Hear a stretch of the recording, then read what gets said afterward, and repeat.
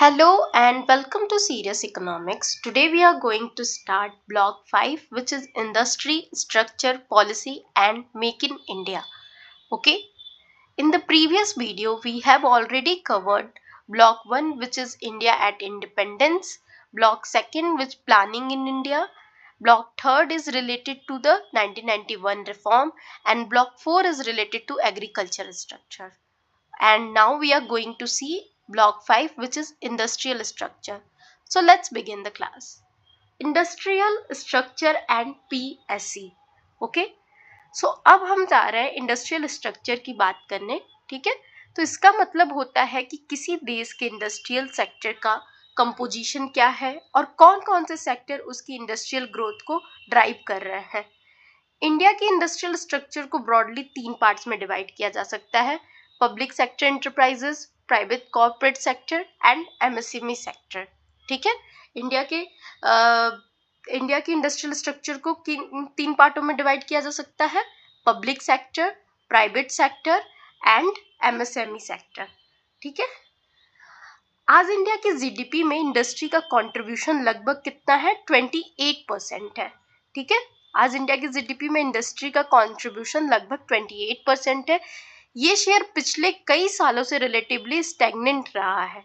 इसी वजह से गवर्नमेंट मैन्युफैक्चरिंग को बूस्ट करने के लिए मेक इन इंडिया और पीएलआई जैसी इस प्रोग्राम जो है वो चला रही है. ठीक है, पीएलआई जैसे प्रोग्राम जो है इसी वजह से चलाया जा रहा है to boost India manufacturing sector. ठीक है, अगर हम लार्ज स्केल इंडस्ट्री की बात करें तो India steel, automobile, pharmaceutical, chemical, textile, electronic जैसे सेक्टर में काफ़ी स्ट्रॉन्ग पोजीशन रखता है. ठीक है, अब लेकिन ये सवाल उठता है कि पब्लिक सेक्टर इंटरप्राइजेस का क्या रोल है. तो इंडिपेंडेंस के बाद इंडिया ने मिक्स इकोनॉमी मॉडल अडॉप्ट किया था. उस समय प्राइवेट सेक्टर क्या था? वीक था. इसलिए गवर्नमेंट ने स्ट्रेटेजिक सेक्टर्स में खुद ही इंडस्ट्रीज एस्टेब्लिश की. इस कॉन्सेप्ट को कमांडिंग हाइट थ्योरी कहा जाता है. ठीक है, देखो अभी मैंने जो बोला, इंडिया जो है वो किस चीज किन किन सेक्टर्स में स्ट्रॉन्ग पोजीशन होल्ड करता है. तो इंडिया जो है steel sector, automobile sector, electronic, chemical and pharmaceutical, in sector में जो है एक स्ट्रॉन्ग होल्ड क्या करता है? स्ट्रॉन्ग होल्ड रखता है. ठीक है, लेकिन जब आज़ाद हुए थे हम इंडिपेंडेंस के बाद, जो इंडिया ने मिक्स इकोनॉमी फॉलो की थी, क्योंकि पॉसिबल नहीं था कि हम टोटली कैपिटलिस्ट इकोनॉमी बन सके, क्योंकि हमारी जो हालत थी ब्रिटिशर्स की वजह से वो काफ़ी ही ज़्यादा कह सकते हैं कि वीक थी.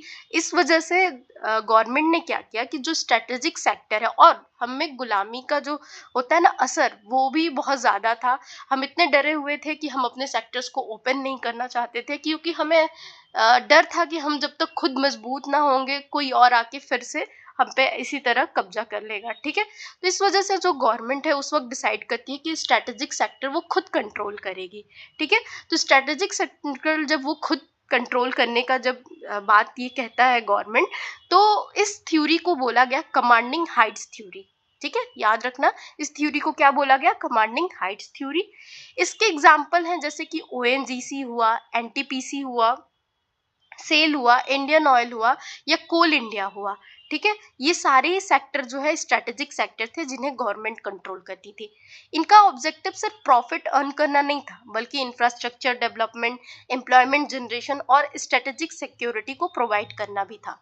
लेकिन टाइम के साथ एक प्रॉब्लम सामने आई कि पीएसयू जो है वो इनएफिशिएंट हो गए. जो पब्लिक सेक्टर अंडरटेकिंग जो है, जितने भी पब्लिक सेक्टर इंटरप्राइजेस थे, वो क्या हो गए कि मोस्टली जो है वो इनएफिशिएंट हो गए और लॉसेस में चलने लगे. इन्हें हम सिक पीएसयू भी कहते हैं. सिक पीएसयू मतलब बीमार पीएसयू. जैसे कि आप देख लो कि बहुत सारे पीएसयू जो है अब दिखते नहीं है. पहले जो है चलते थे, बीएसएनएल करके भी था एक, अभी बीएसएनएल का भी हाल वैसा ही चल रहा है.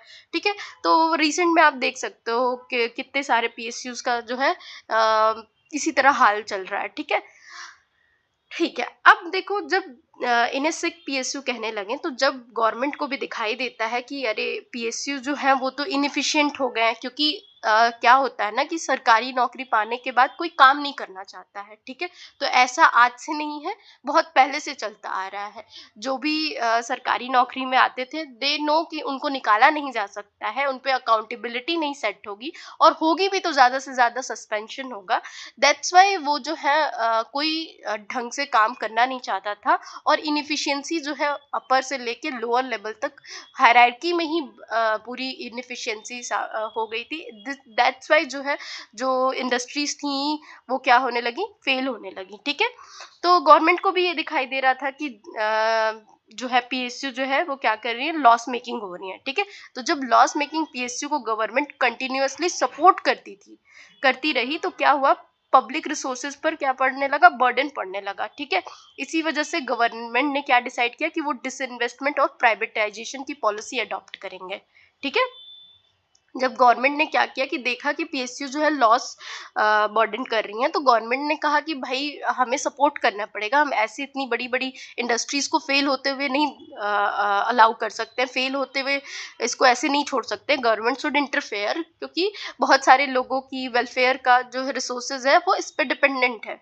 बट द क्या हुआ धीरे धीरे कि पीएसयूज को मेंटेन करते करते, उनके लॉस को भरते भरते क्या हुआ कि वो पब्लिक पे बर्डन आने लगा, और पब्लिक पे बर्डन आने की वजह से गवर्नमेंट ने क्या किया कि डिसाइड किया कि नहीं, हम तो नहीं कर पाएंगे बियर इतना ज्यादा।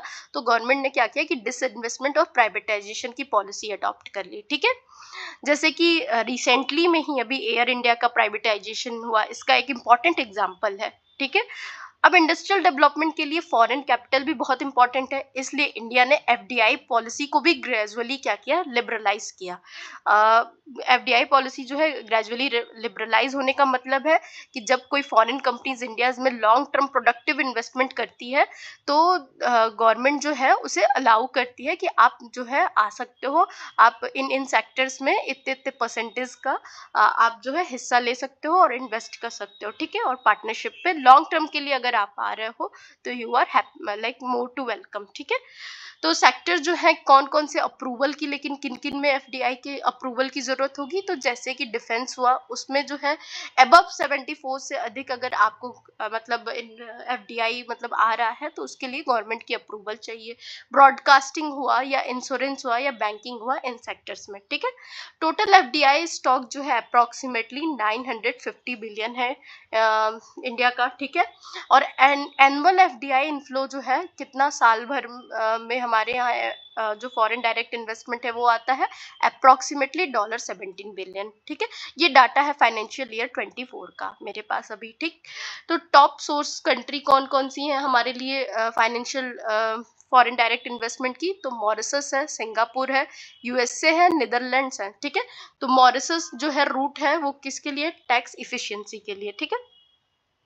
तो ऑटोमोबाइल, इलेक्ट्रॉनिक, फार्मास्यूटिकल सेक्टर में एफडीआई ने टेक्नोलॉजी ट्रांसफर, एम्प्लॉयमेंट और एक्सपोर्ट ग्रोथ को प्रॉपरली सपोर्ट किया है, ठीक है।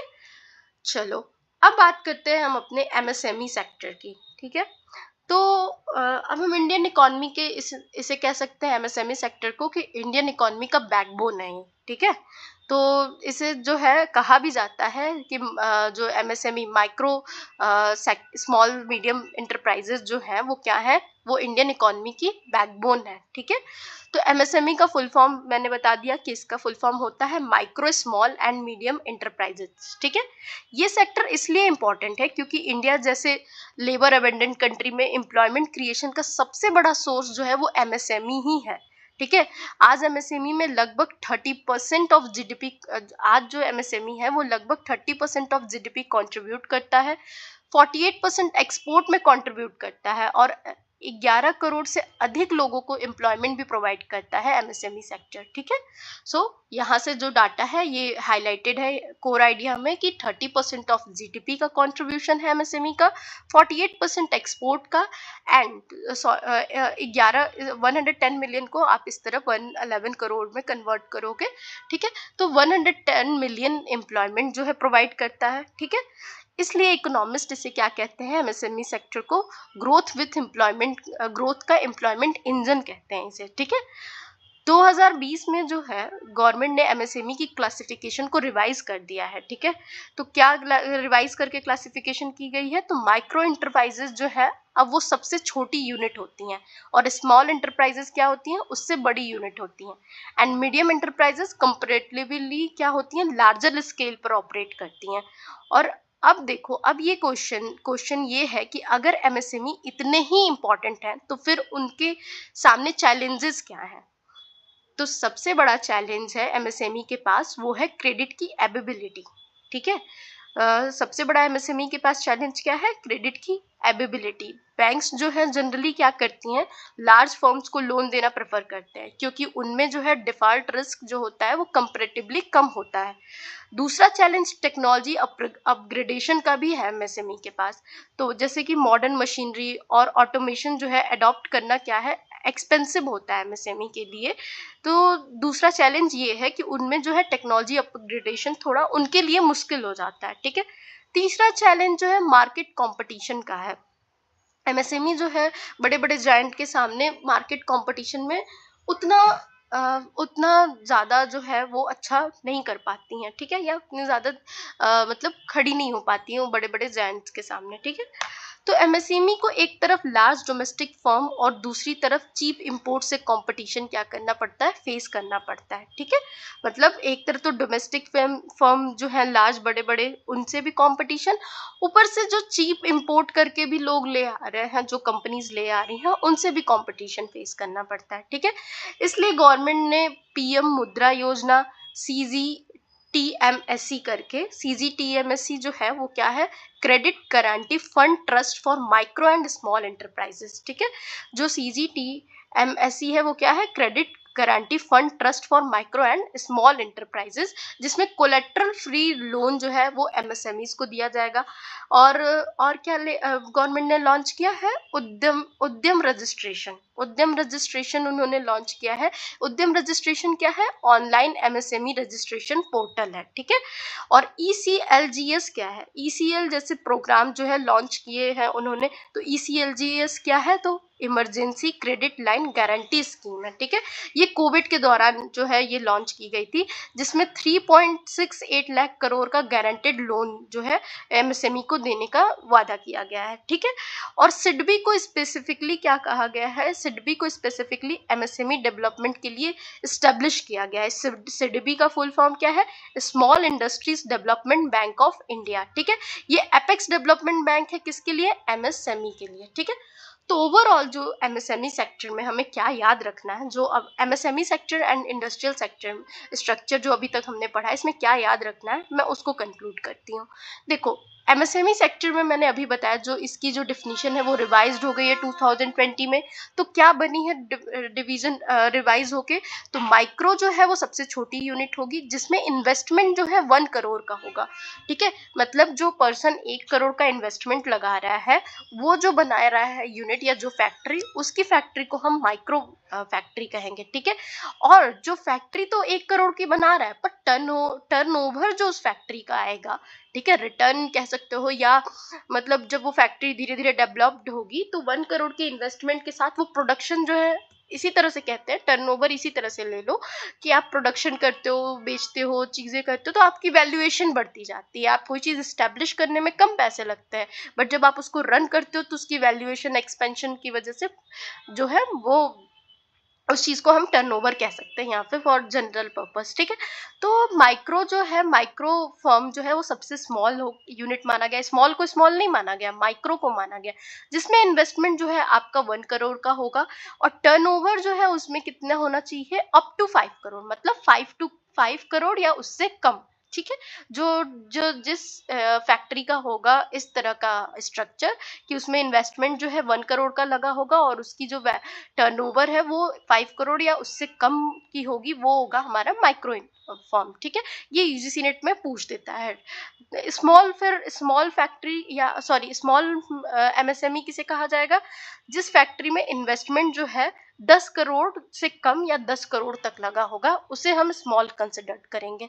एंड टर्नओवर वो फैक्ट्री कितनी दे, तो वो टर्नओवर 50 करोड़ तक या उससे कम, ठीक। फिर मीडियम मीडियम किसे कहेंगे, मीडियम एमएसएमई, तो ऐसी एमएसएमई जो कि 50 करोड़ के मतलब इन्वेस्टमेंट करते हैं, 50 करोड़ या 50 करोड़ से कम जो भी इन्वेस्टमेंट होता है, पर 50 करोड़ से कम मतलब कि ये 10 करोड़ से ऊपर वाले होंगे, 10 to 50 करोड़, ठीक है, इनके बीच में जो आएंगे वो मीडियम हमारे फैक्ट्री होगी। और जो टर्नओवर कितना दे, हमें टर्नओवर हमें 250 करोड़ का दे, ठीक है, याद रहेगा। 1 करोड़ वाला जो इन्वेस्टमेंट कर रहा हूँ वो माइक्रो बना रहा है। जो ऐसे मान लेते हैं 3 आदमी है, एक जो है 1 करोड़ का इन्वेस्टमेंट करता है तो उसकी माइक्रो फैक्ट्री बनेगी, दूसरा आदमी जो है वो 10 करोड़ का इन्वेस्टमेंट करता है तो उसका स्मॉल बनेगा, एंड तीसरा आदमी जो है मीडियम जो है वो 50 करोड़ का इन्वेस्टमेंट करता है तो उसकी मीडियम फैक्ट्री बनेगी, ठीक है। फिर हम देखते हैं कि जो माइक्रो वाला 1 करोड़ का इन्वेस्टमेंट करता है उसका 5 करोड़ का रिटर्न है, तब भी उसका माइक्रो ही कहलाएगा। और जो 10 करोड़ वाला इन्वेस्टमेंट कर रहा है उसका 50 करोड़ रिटर्न है, तो वो भी जो है वो क्या कहलाएगा, स्मॉल ही कहेगा, ठीक है, स्मॉल ही एमएसएमई कहेगा। और मीडियम वाला जो 50 करोड़ रुपए लगा रहा है तो उसका टर्नओवर 250 करोड़ आ रहा है, तो उसे हम मीडियम कहेंगे, ठीक है। और क्या बात कर सकते हैं, और क्या फैक्ट्स है जो इसमें हमें याद रखने चाहिए, तो एमएसएमई सेक्टर जो है 63+ मिलियन इंटरप्राइजेस इसमें जुड़े हुए हैं, मतलब अब तक जो है जितना डाटा अवेलेबल है उस हिसाब से 63 मिलियन इंटरप्राइजेस जो है एमएसएमई सेक्टर से बिलोंग करते हैं, और इसमें 110 मिलियन लोग एम्प्लॉयड हैं, या करोड़ में चेंज करोगे तो 11 करोड़ लोग जो है एमएसएमई सेक्टर में वर्क करते हैं, ठीक है। कंट्रीब्यूशन हमें ज्यादातर इंपॉर्टेंट ये है कि इनका रिवाइज डिफिनीशन एमएसएमई का, एंड दूसरा जो है कंट्रीब्यूशन कितना है जीडीपी में, तो 30% ऑफ जीडीपी जो है एमएसएमई सेक्टर से आता है, ठीक है, एंड 48% ऑफ इंडिया एक्सपोर्ट जो है इसमें कंट्रीब्यूट करता है MSME sector, okay.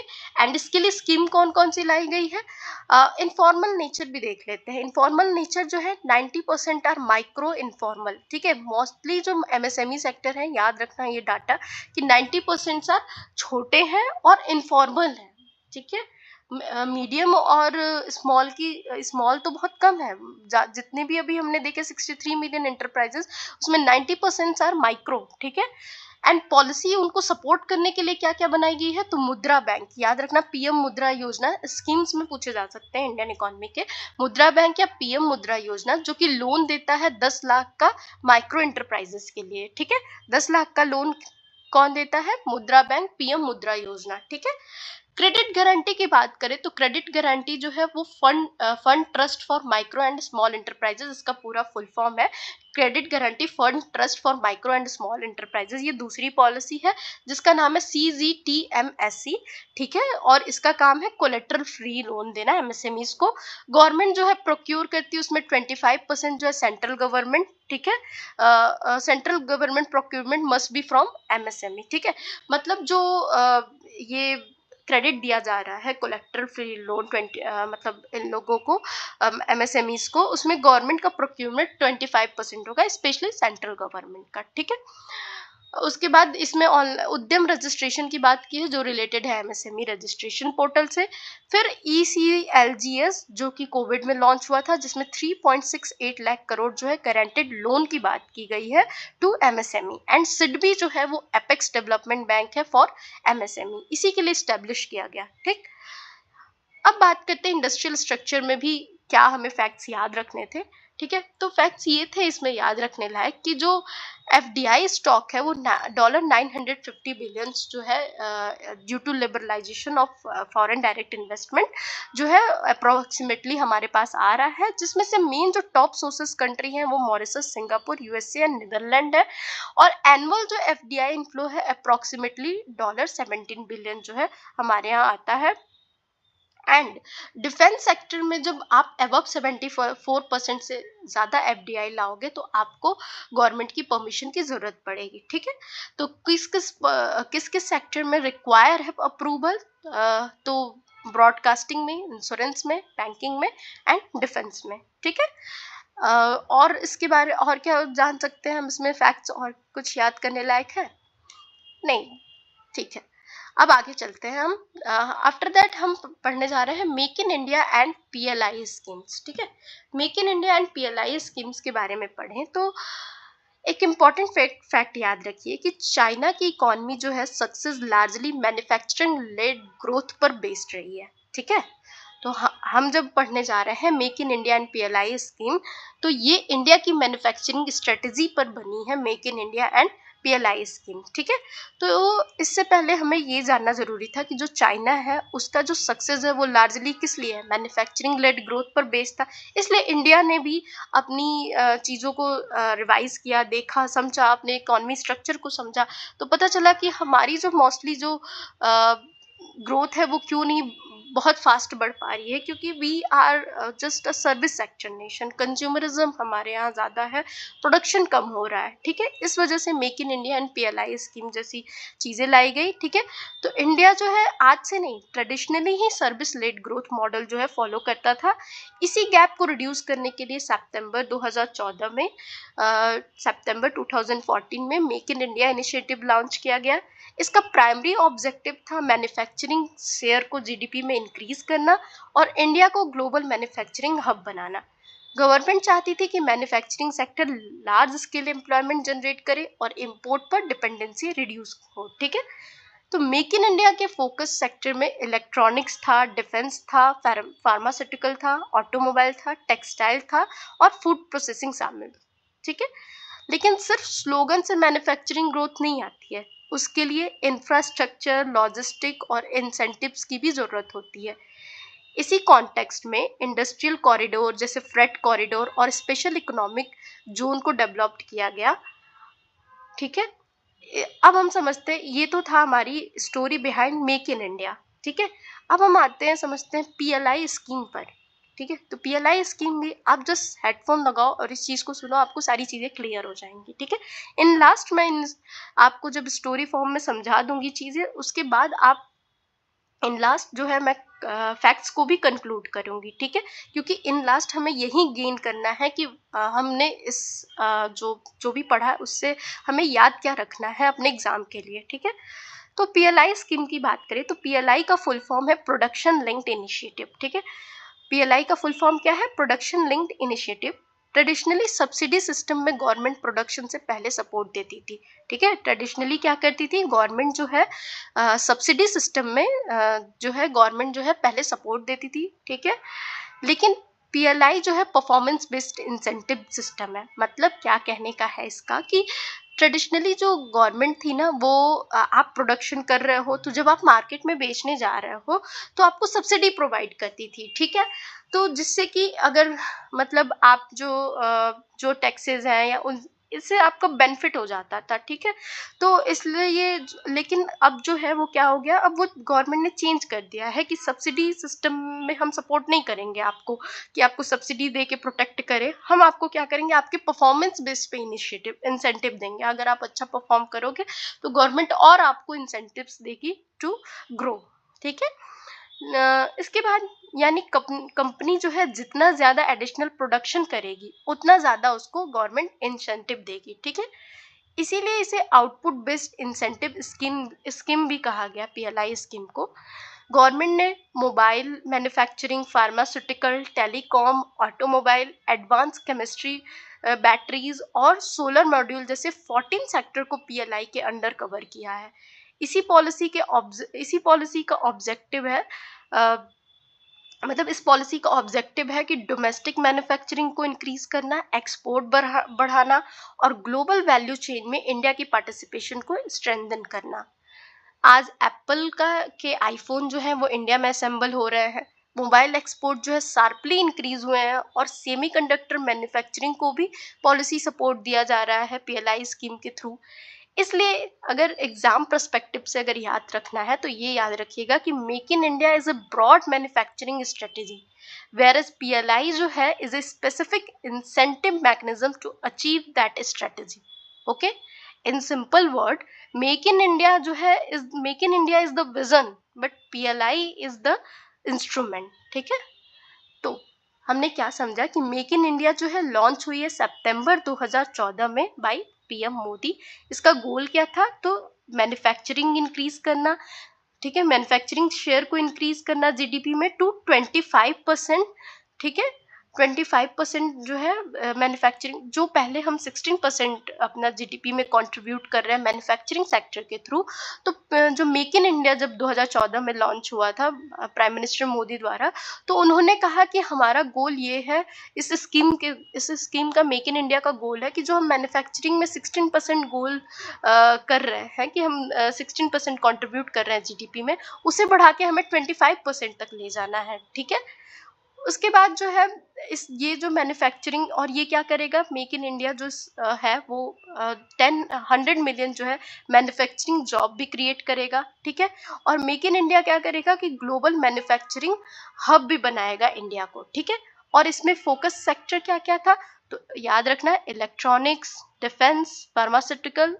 Automobile, textile, food processing, chemical, infrastructure development is complementary. ठीक है, मतलब अगर ये सारी चीजें जो electronic, defence, pharmaceutical, automobile, textile, food processing and chemical, ये इंडस्ट्री अगर फोकस सेक्टर जो है, ये इंडस्ट्री जो है डेवलप्ड होंगी, तो इंफ्रास्ट्रक्चर तो कॉम्प्लीमेंट्री इनके साथ साथ डेवलप ही हो जाएगा। ठीक है, और मेक इन इंडिया में जो है एक डेडिकेटेड फ्रेट कॉरिडोर बनाया जाएगा। ठीक है, जिसे इंडस्ट्रियल कॉरिडोर कहा गया। मतलब फ्रेट कॉरिडोर मतलब फ्रेट मतलब कि ट्रांसपोर्टेशन के लिए। ठीक है, तो वो कौन कौन से इंडस्ट्रियल कॉरिडोर बनाए गए हैं, तो दिल्ली से मुंबई तक के लिए, अमृतसर से कोलकाता के लिए। याद रखना, इंपॉर्टेंट है इंडियन इकोनॉमी के लिए। मेक इन इंडिया में दो मतलब अभी फिलहाल तो डेडिकेटेड फ्रेट कॉरिडोर में दिल्ली से मुंबई तक के लिए और अमृतसर से कोलकाता के लिए। ठीक है, नेशनल इंडस्ट्रियल मैन्युफैक्चरिंग जोन भी बनाया जाएगा। सेज मतलब स्पेशल इकोनॉमिक जोन करके जो है नेशनल इंडस्ट्रियल मैन्युफैक्चरिंग जोन्स भी बनाए जाएंगे।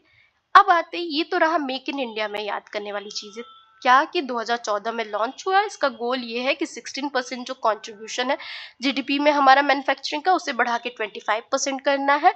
और जो मेक इन इंडिया है वो 100 मिलियन मैन्युफैक्चरिंग जॉब्स क्रिएट करेगा। इसके लिए जो है फ्रेट कॉरिडोर बनाए गए हैं, दिल्ली टू मुंबई, अमृतसर टू कोलकाता।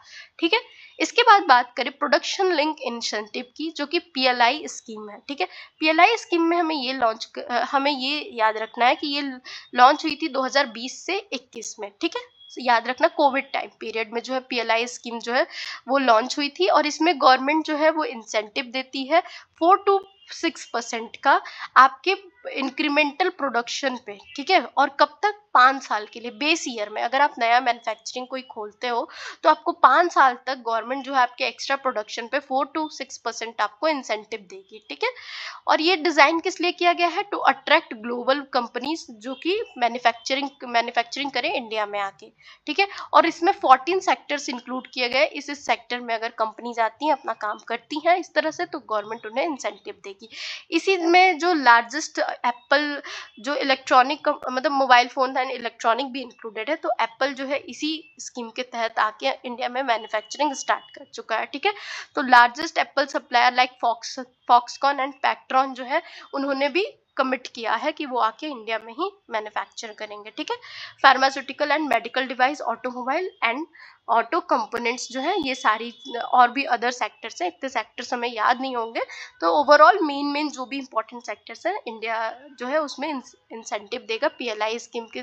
और अगर जो ग्लोबल जायंट है वो आके इंडिया में प्रोडक्शन करे तो। ठीक है, अगर और बात करें इसमें, तो टोटल आउटले जो है ₹1.97 लाख करोड़ का 5 साल में मतलब देने का मतलब प्रावधान कह सकते हैं। ठीक है, रिजल्ट इसके क्या है, दिखने लगे हैं कि एप्पल जो है आईफोन असेंबल कर रहा है। ठीक है, इंडिया मोबाइल फोन एक्सपोर्ट भी ग्रो हो रहा है। जहां हम जीरो पे थे एकदम नियर, तो अब जो है हम 15 बिलियन प्लस जो है हम अपने यहाँ से मतलब अपने यहाँ से बने हुए फोन जो है, आइदर एप्पल करे, सैमसंग करे, यहाँ पे वो जो फोन है हम बाहर में इंडिया से जा रहे हैं। ठीक है, सेमीकंडक्टर पॉलिसी भी जो है इंडिया जो है इंसेंटिवाइज करिए अगर चीप मैन्युफैक्चरिंग हो तो इंडिया में। ठीक है, तो माइक्रोन करके एक कंपनी है, वो अनाउंस करती है फॉर फैब इन गुजरात। ठीक है, सो फैक्ट्री के लिए अनाउंस करती है माइक्रोन करके कंपनी की, गुजरात में वो बनाएगी चिप, मतलब जो चिप चाहिए इंडिया को, सेमीकंडक्टर चिप, वो।